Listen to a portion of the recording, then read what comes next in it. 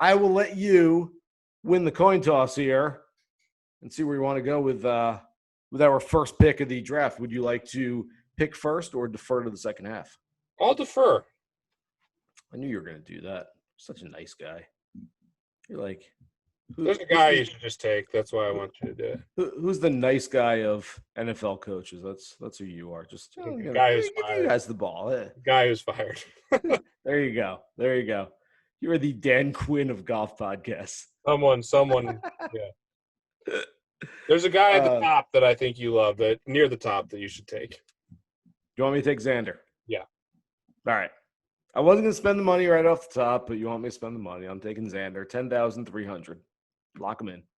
Yeah, I absolutely love Xander this week. I think that's a really sharp call. I'll save some money so we can come back to spending money down the road. The one guy I for sure want in our lineup is Keegan Bradley at 6,500. The narrative take, but he's also playing really well. If you're going to take the ball striker angle, love Keegan, and he's been playing really well.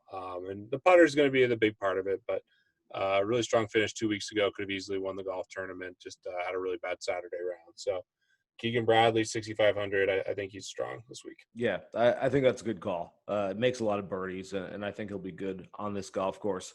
I'm going to go. We've got 8,300 per player left to spend for the last four, and I'm going to take a guy right in the middle of that, 8,200. Abraham Answer, to me, is just – he's ready to pop. And I say this a lot because I'm a big fan of this guy's game, but tends to be a momentum-type guy. When he gets hot, he gets pretty hot for a few weeks in a row, and he's coming off that fourth-place finish last week. By the way, that birdie on the final hole, they weren't showing very much Abraham Answer on the telecast whatsoever. And all of a sudden, I'm sitting there with a really good DFS lineup with Abraham Answer in there, and they cut to him on the fairway on 18. I'm like, this is either going to be really good or really bad. No, it's 90% really good. So you're just – yeah, I mean, he could shank one into the water. He could hit one into the trees. It's like, oh, and then he hit this laser beam to the front middle of the green that just kept bouncing and rolling, got to about 5 feet, and he made the putt for birdie, and I was jumping around my house. So Abraham Answer has gotten onto my good side right now. He usually is, but even more so than usual. Sorry to cut. I didn't mean to talk over you, but yeah, that same situation, like when they cut to a guy that they haven't been showing, it's good, like so often, 95%, but occasionally it's bad. What I find the most tilting is when they show the guy and he hits like a very mediocre to bad shot. It's like, why are you showing this guy just like put it to 50 feet on the green or something like that? And that occasionally happens. And my hopes always get so high when it's one of my guys. And then when it's an average shot, I'm confused. There are very few feelings in gambling and in DFS than the feeling of the golf telecast all of a sudden going to your guy who they haven't been showing. He's not in the lead. Going, and now let's go to Abraham Answer on 18. And you're like, what? That's my guy. Whoa. It's like, that's my music I just heard. Out. They hole out. I mean, but you never know. There's always that chance that like, oh my God, you'll never believe what he just did. He somehow hit the ball backwards. Yeah, he shanked into the what? That's the worst shot I've ever seen from a pro. He's going to make a 12 from there. And you're just like, oh my God, what is it? What is it?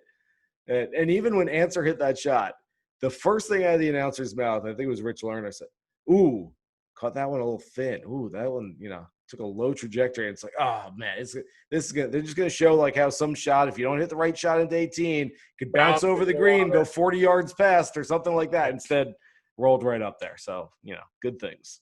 Nice. That's good. It's fun. The sweats are real. I love it. So I'm up next. There's two guys I love at 7,200.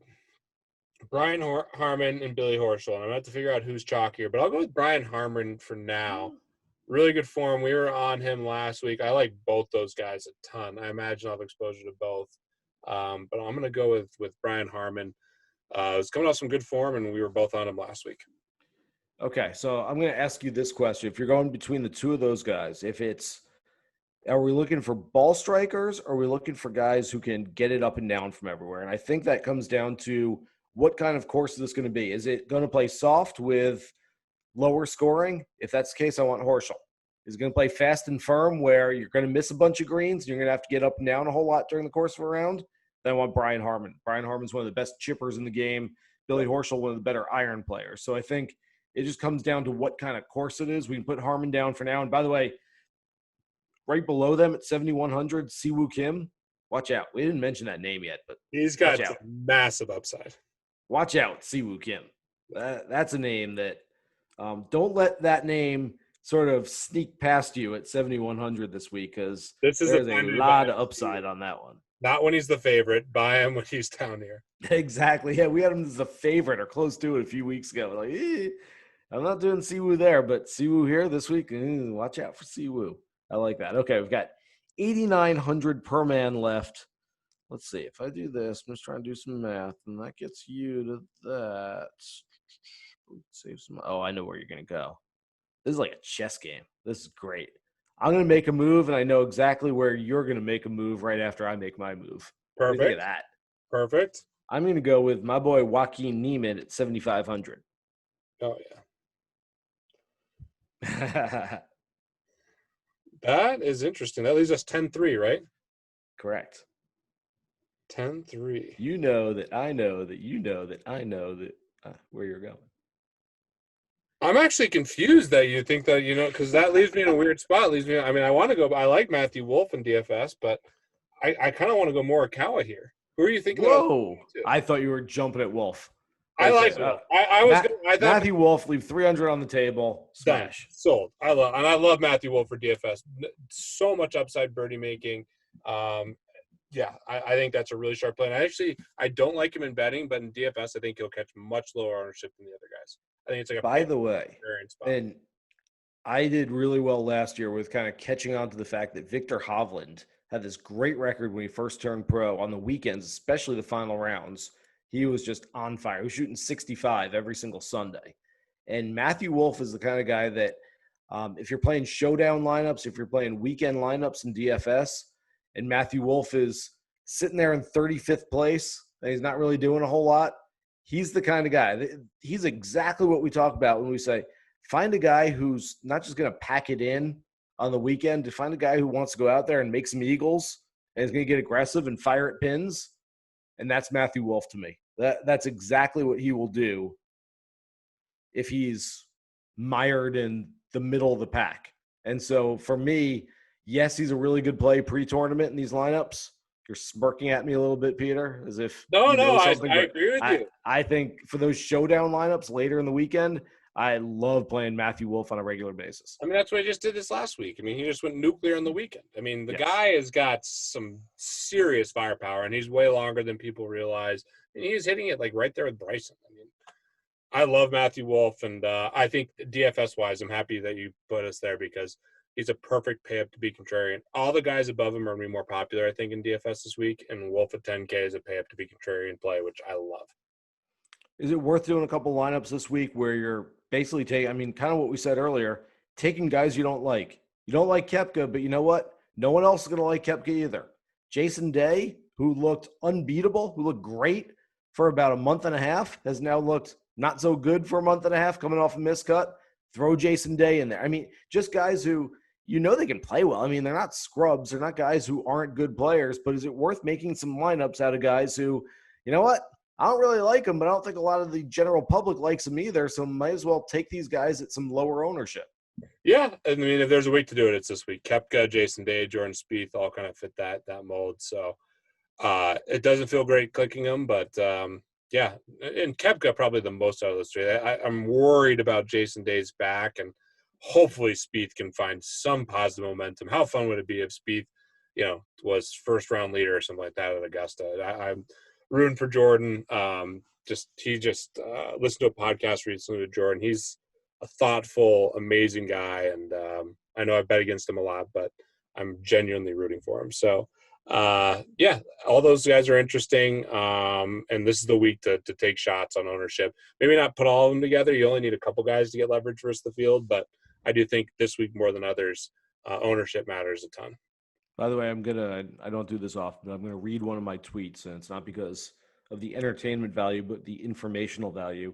How deep is this week's CJ Cup field? These guys all needed sponsor exemptions this week. Tommy Fleetwood, Brooks Koepka, Shane Lowry, Justin Rose, Ricky Fowler, Sergio Garcia, Ian Poulter, Jordan Spieth, and Keegan Bradley. And I naively, maybe ideally, picture these guys, Brooks Koepka sitting down at his desk at home, taking out pen and a piece of loose leaf paper, like, dear tournament director, I would really love to get a chance to play in your tournament this year. It would be a really fun experience. I mean, can you just imagine like these guys, like the letter writing campaign? I mean, that's what you have to do if you want a sponsor exemption into a regular PGA Tour event. You're some journeyman, you're a young player. You basically have to write a letter. You have to write a letter to the tournament director and whoever else, the sponsor around the tournament, and try to get them on your side. Can you imagine guys like Brooks Koepka and Tommy Fleetwood and Jordan Spieth writing letters to get an exemption into a golf tournament this week? Crazy times we're living in, and happy they're all in. I think it's going to be awesome. Shadow Creek, if you ever have the chance in Las Vegas to go out and play it, it is an ultimate treat. And it's going to be fun to just see the course on display this weekend. You guys all heard that. Next time you're in Vegas, just head over to Shadow, drop Jennings' name, and they will get you right out to the first tee, no questions asked. Or right out of the parking lot and say, see you. Oh, this has been fun, buddy. Any final thoughts before we get going? So leave money on the table in DFS, pay up to be contrarian, and hopefully Keegan Bradley. He's the guy I'm really looking at right now. So hopefully Keegan with a strong finish. Yeah, I'm looking at a lot of these mid-tier guys. Neiman, Answer, Berger, Siwoo, guys of that ilk, along with the Xander Schauffele pick that I mentioned as well. So should be a great week. For Peter Jennings, I'm Jason Sobel. Thanks so much for listening to the Action Network podcast presented by BetMGM. Here's hoping all your bets hit the green this week.